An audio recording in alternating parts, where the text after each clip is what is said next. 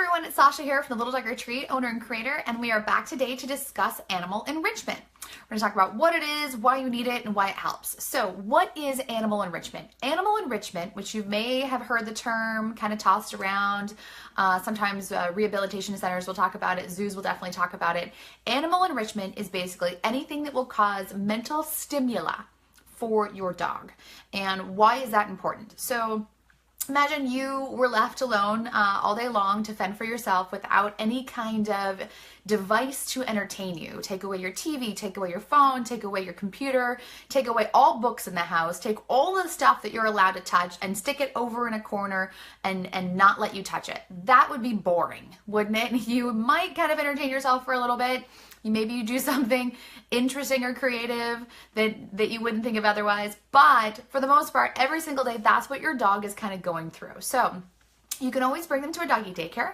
You can always have someone come to your home and walk your dog. You can always have, neat things for your dog to do while you're away. But typically, dogs kind of get bored with the standard toys that they're used to. And so I have some fun tips and hacks today that you can make for less than $5, pretty much. Most of the things you'll probably already have laying around your home somewhere.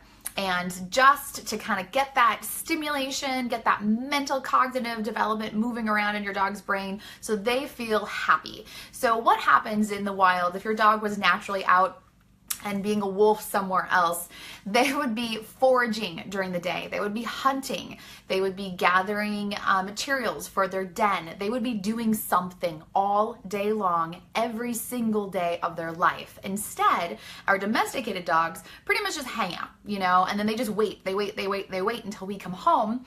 And then they're just anxious and excited. And we don't necessarily, we have busy lives. Everyone's got a busy life. So, as most people go, we don't have a lot of time to then just focus 100% of our home attention on our pups. So things that you can do that will really help engage your dog in mental stimuli without having to exert a lot of money and go shopping for all these fancy dog toys would just be these suggestions I have behind me. So I'm going to show you a couple of the easiest ones first, and they're a lot of fun. So the first one here is literally just paper. So dogs love paper. It's very exciting. And so I have right here, this is just a spaghetti strainer, something anyone would have in their kitchen. You can use a stainless steel one. This one is a plastic one. And then literally what I do, and I do these for my daycare guests, especially for my puppies or my young dogs.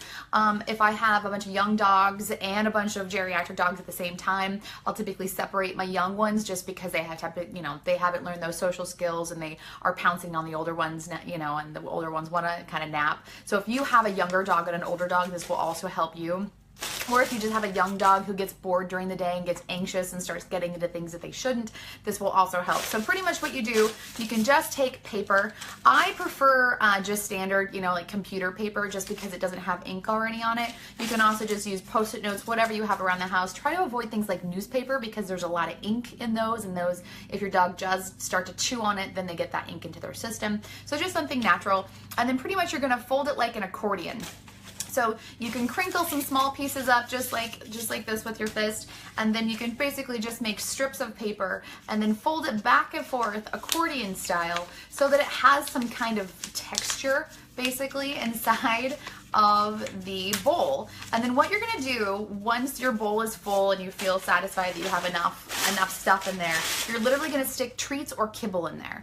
And then you're just gonna leave this. You can leave this in the kitchen, you can leave it in their crate, you can leave it in their den area. If your pup just gets to kind of a certain area that they get to roam around during the day, just leave it there. They'll go and explore it, and just the stimulation of the sound and the texture and foraging for those treats will be enough to kind of get them engaged and break them of their natural boring routine. Another one that's super simple and most people have at home is pretty much any kind of dish, an old towel. You can use a face wash towel. You can use, these are our old baby cloths that we use, we constantly clean stuff up with. Pretty much take your old towel and then just stick some kibble in there, right there in the center of it. Take a hair tie and then loosely wrap it. Just not something that's super, super tight, because you want your dog to kind of be able to get into it. And then just leave these around the kitchen. Your dog will smell them and they'll kind of tear them up a little bit. They might gnaw on the side, or you can just do like a super, super loose, so it's not even holding it really in place, so they can kind of sniff their way through into the center and then retrieve the treats out of the bottom. So again, you can just use standard kibble if you don't want to give your dog a lot of treats during the day. That's totally fine, but just maybe 2 or 3 of these lying around their area they're allowed to roam will just be enough to kind of get them into that mental stimuli. Another one that's also super easy is pretty much, we've got it here. Ooh, which one is it? Let's see. Here it is. Here it is a tennis ball. So everyone pretty much has got a dog, has got a tennis ball somewhere lying around their house. This one, you know, you can hear there's something inside of it. I like to take a standard tennis ball, take a serrated knife, and then cut them open, one side horizontally and the other side vertically, so they're not the same. So this side opens this way like Pac-Man, and the other one opens the opposite way, like that. And then I literally just stick, again, kibble, just kibble inside.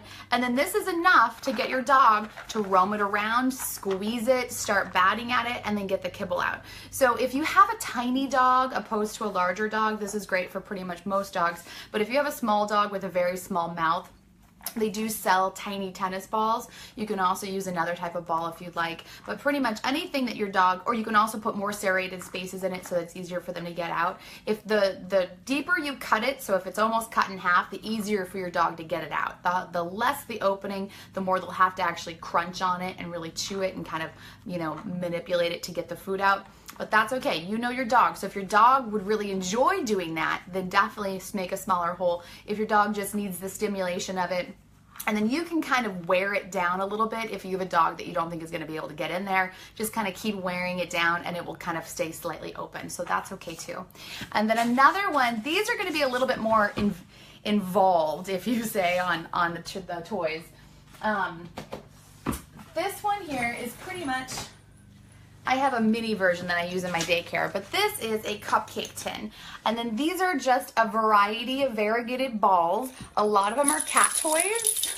So even though I work with dogs, dogs still love the dingling sound of a cat toy. So, you know, again, you know your dog. So if your dog's going to destroy this and start swallowing the pieces, don't use it. But the dogs that I work with, I'm actually physically with them while they're doing this. So there's no concern of that. But pretty much, and you don't have to stick a ball in every single spot. You want the dogs to know that there's some kibble there, some treats, and then they have to just kind of nose around and move those balls. I use tennis balls. I use basically variegated balls. So I'll use a variety that are different sizes, different weights, so that some are easier to move, some are harder to move, and then some have dingly sounds in them, some are tiny with dingly sounds, and then it just gets them moving around all the pieces, getting the treats out of there, and helping them really use those natural instincts that they don't otherwise get to use during their normal daily life. You know, dogs are hunters and gatherers, and they enjoy the stimulation of doing those tasks. So, you know, if you have an anxious dog or a dog that's doing a lot of submissive behavior, let's say submissive peeing or submissive pooping or vomiting when you come home, that is an indicator that they're not being stimulated enough while you're gone. And so just think about it. If you were there all day long, you would be bored too. So try to think of something that will help them. You can take these and kind of manipulate them into your own creative plan. I encourage you to be creative with these. But these work really well for both my dogs and my daycare dogs. So I get a variety of personalities, and it works on everyone. So another one here is, this is a bowl. You can pretty much get this. This is a raised water bowl or a raised food bowl that helps. I'll show you the side. This one is by Outward Hound, and it's pretty much, you can see that the texture is a little bit different. So this will actually slow down a fast eater. I don't use it for that purpose. I literally put, you can see the kibble around there. I literally put kibble or treats inside of this, and then I put balls on top, and I have the dogs push them around and play in order to get those extra treats. And what this does, again, is it's using that those senses to forage and hunt for those treats, but it's also stimulating them in multiple ways. And then once the treats are gone, a lot of dogs will keep playing with this, and they'll start batting it around, and then it engages in more active play. Another one here, my last one that I'm going to show you, is the simplest yet most effective toy that I have ever seen. I buy a lot of toys for my daycare and for my overnight care pups, and I have gone through so many toys, and what is one of the easiest, simplest things is literally a box. This is just about a 3-inch depth box. You can get these kind of anywhere. You can get them at Target, you can get them at Amazon, you can get them at Dollar Tree, anywhere you want to go. And this is just stuffed with toilet paper rolls. Literally your natural every single day, you know, when you run out of toilet paper, just start saving your toilet paper rolls and stuff them inside of a box. And then what I do is I literally take kibble and I'll toss the kibble inside, and the dogs smell it, they start playing with it, they'll start pawing at it, and then they start using their mouth and actually engaging in pulling these out. And then, you know, some of the dogs will start playing with these independently. They'll lose interest in the treats and they'll just start playing with these and kind of tearing them up, and then they'll lose interest in these and they'll come back. And then once there's kind of an empty space, then they'll start foraging around and looking for the kibble basically that's in there. Again, you can use kibble or treats or whatever you prefer. And so this can take an anxious dog who's not really that interested in playing. Literally, it just changes their entire perspective on what's going on and starts really stimulating those natural instincts, and poof, they become a super relaxed, calm dog. They're happy, they're ready to play, they're ready to engage with other dogs and really be social. And so if you have a dog at home that's really, really bored, I highly recommend this. So what else can you do? Pretty much, you know, what you want to consider is basically this. If your dog is bored, and signs of boredom are pretty blatant, you know, if you have a dog that's just kind of hanging out in the corner, they get super excited when you go home, when you get home, and then they kind of go back off to the corner, and they get excited because you're going to feed them, and then they kind of go back off to the corner. Young dogs, you know, you're going to know that they're bored, and they're going to start to get into mischievous behavior. But as your dog is older, they start to just become accustomed to the routine. They know what's expected of them, and they just kind of decide, okay, well, I'm going to kind of settle, and this is what I do, which is totally fine. But you really want to start to help that dog really engage in what naturally they would be doing if they were actually kind of out in the wild or with a wolf pack. So obviously, we don't want our dogs to become wolves again, but it does help make your dog happier. And the happier you make your dog, the better behaved they'll be, the better they'll sleep, their body will be actually stimulated, so their whole health will be overall greater. And then you'll just see the difference in the engagement they do with you. They'll just be happier and perkier and just more relaxed. And also it'll help with when you do come home, if you have an anxious dog who then has now been stimulated during the day, you'll start to notice that there'll be less submissive peeing, less barking when you come home, because they've actually been engaged. They've had a job to do, they've done it, they've enjoyed themselves, and now they're relaxed when you come home, opposed to anxious and just antsy and needing some kind of stimulation. So I would love to hear from you. If you have any other ideas or fun things you do at home, definitely let me know. Put the comments down below. And I would love it if you would like, comment, and share this material with others. If you know someone else who has a dog, large or small, definitely share this content with them. We'd love to have them. Please go ahead and join our private Facebook group called I Speak Dog Training Club.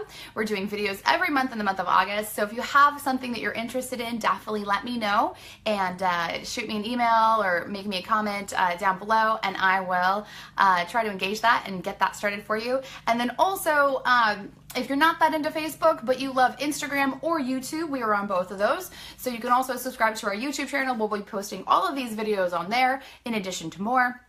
And then I will also have the link down below, and we'll see you next time. Have a great day. Enjoy your weekend.